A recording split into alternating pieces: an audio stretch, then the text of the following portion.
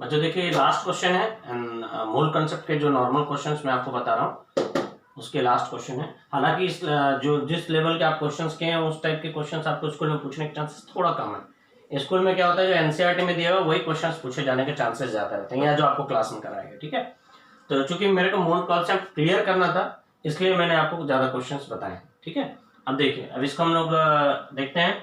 तो इसमें बोल रहा है calculate the weight of carbon monoxide having same number of oxygen atoms as are present in 88 gram of CO2। तो इसमें क्या करना पड़ेगा हमको, सबसे पहले ये निकालना पड़ेगा कि 88 ग्राम CO2 में कितने ऑक्सीजन एटम है, कितना मोल ऑक्सीजन है, ये हमको देखना पड़ेगा। ठीक है, 88 ग्राम CO2 तो पहले वो निकाल लेते हैं, फिर उतना ही अपने को देखना पड़ेंगे। तो पहला पार्ट हो जाएगा कैलकुलेशन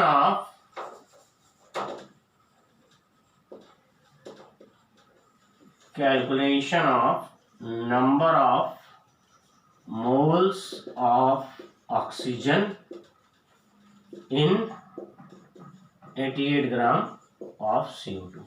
तो वही शॉर्टकट में लिखते हैं, क्या दिया है मास, क्या पूछा है number of moles of oxygen.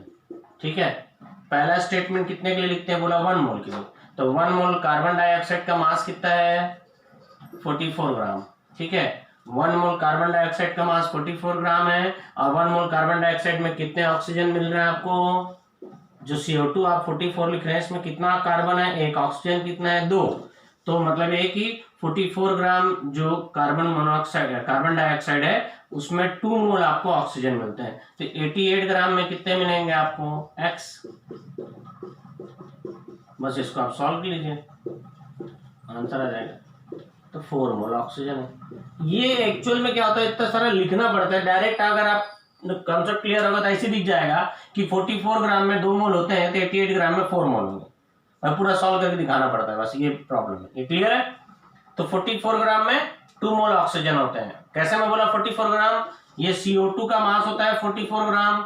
इसमें आप देख रहे हैं कार्बन 1 और ऑक्सीजन 2 है कि नहीं। 30 जो कैसे आया, कार्बन का 12, एक ऑक्सीजन का 16, तो 2 ऑक्सीजन का 32, ऐसा करके 44 आया। मतलब इस 44 ग्राम में 1 मोल कार्बन और 2 मोल ऑक्सीजन इंक्लूडेड है। तो 44 ग्राम में ऑक्सीजन कितना रहता है 2 मोल रहता है, तो 88 ग्राम में क्या रहेगा 4 मोल। तो अपने को 4 मोल ऑक्सीजन मिल गया। अब क्वेश्चन में ये बोल रहा है कि 88 ग्राम कार्बन डाइऑक्साइड में जितने ऑक्सीजन है उतने ही ऑक्सीजन अगर आपको चाहिए तो कार्बन मोनोऑक्साइड कितना लगेगा ये आपको। तो आपको पहले हम ये निकाली कि 88 ग्राम में कितना ऑक्सीजन है, तो हम निकाले कि 88 ग्राम में 4 मोल ऑक्सीजन है।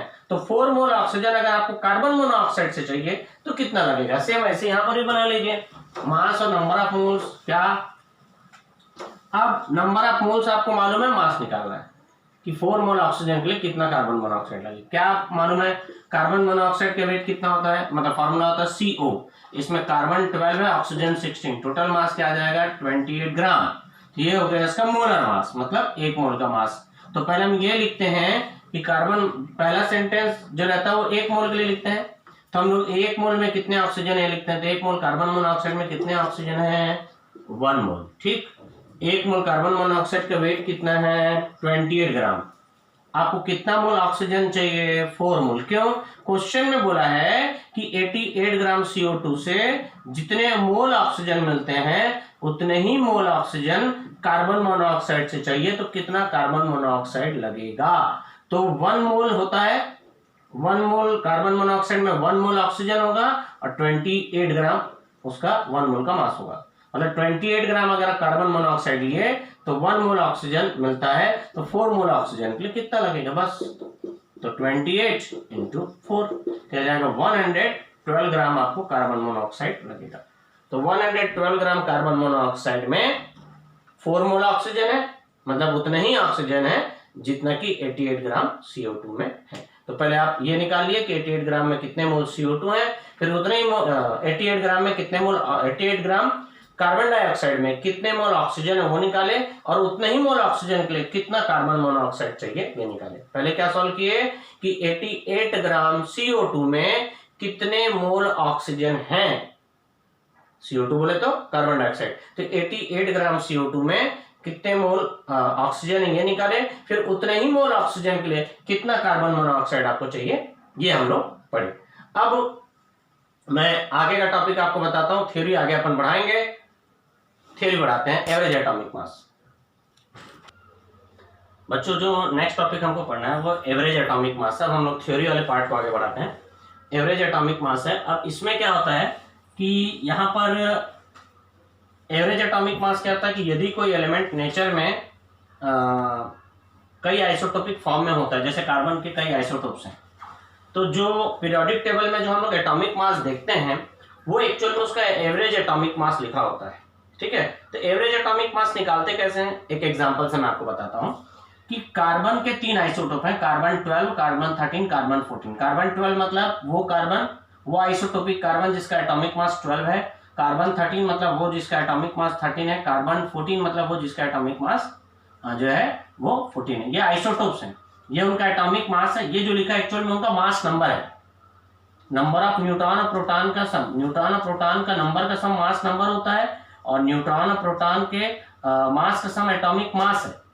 तो ये जो लिखा है मास नंबर लिखा है, मतलब न्यूट्रॉन और प्रोटॉन के नंबर का सम, और ये न्यूट्रॉन और प्रोटॉन के मास का सम लिखा है। ठीक, अब यहाँ पर ये है कि इतने एटॉमिक मास वाला इतना परसेंट है, इतना एटॉमिक मास वाला इतना परसेंट है, इतना एटॉमिक मास वाला इतना परसेंट एटमॉस्फेयर में है।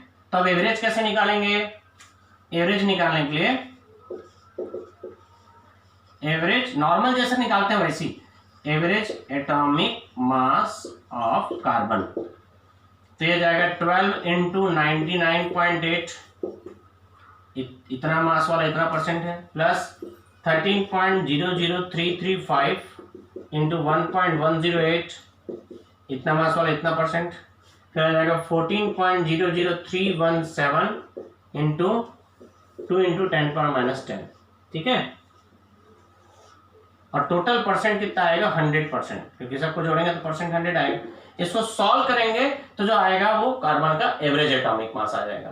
तो जब कोई एलिमेंट नेचर में अपने कई आइसोटोपिक फॉर्म में मिलता है तो जो एटॉमिक मास हम उसका यूज करते हैं, जो पीरियोडिक टेबल में मेंशन होता है, वो उसका एवरेज एटॉमिक मास होता है। कैसे निकाले कि ये atomic mass of isotope into percentage abundance. Percentage abundance मतलब जितना उसका एटमॉस्फेयर में या नेचर में जितना परसेंट वो मिल रहा है, इतना एटॉमिक मास वाला इतना परसेंट, इतना एटॉमिक मास वाला इतना परसेंट। इसको सॉल्व करेंगे लगभग 12.01 के आसपास आता है, तो वो उसका एटॉमिक मास हो जाएगा। ठीक है, अब जो भी सॉल्व करेंगे लगभग यही आएगा। अब चीज यहां पर ये है, इसी में आपको कैसा पूछ सकता है कि किसी एक पर्टिकुलर आइसोटोप का परसेंटेज आपको पूछ सकता है। उस केस में क्या होगा, अभी आपको क्या है, सबका अबंडेंस दे दिया गया है, एटॉमिक मास दे दिया गया है, और आपको निकालना क्या है, एवरेज एटॉमिक मास निकालना है। सबका एटॉमिक मास दे दिया गया है, परसेंटेज अबंडेंस देके एवरेज पूछा है। इसी में क्या कर सकता है, एवरेज दे देगा और किसी एक का आपको परसेंटेज अबंडेंस पूछेगा। जैसे मान लीजिए कार्बन 12 का पूछ लिया, तो आपको ये दे देगा, ये दे देगा, ये दे देगा, मतलब इतने मास वाले का परसेंटेज अबंडेंस इस वाले का दे देगा, और इसका परसेंटेज अबंडेंस कितना है ये पूछ लेगा आपसे।